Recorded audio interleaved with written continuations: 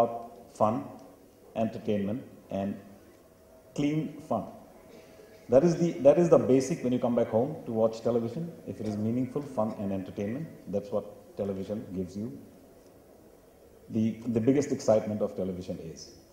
With that in mind, we have a lot of these formats which we are now trying to bring into India. As of today, there are big formats like Idol, there are big formats like Got Talent, which is being very successfully run all over the world.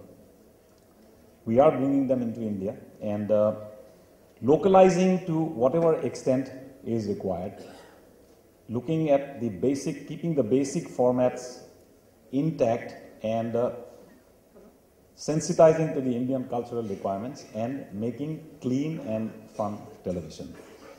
We are a company who has been in existence since 1917, and it is our endeavor and effort to ideate, develop, and think about new things, go through all the rigors that is required to make a successful television, and make it travel across the world. Our specialty, at least at this point of time in India, is going to be non-fiction formats and bringing them in. For example, in Indian Idol, and I'm very happy to say that Indian Idol 5, the winner is from Hyderabad. He is now one of the biggest superstars of this country.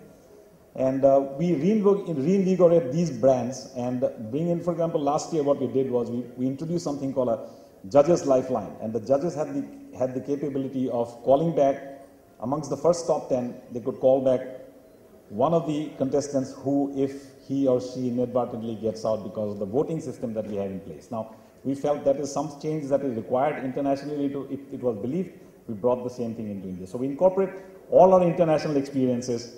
We bring in all the international expertise, technicalities that is required to be brought in, and we make fun and clean television. We have something called the Family Feud, which is actually running in 50 territories at this point of time. The second most travel brand that we have is obviously Idols, which has gone into 42 territories.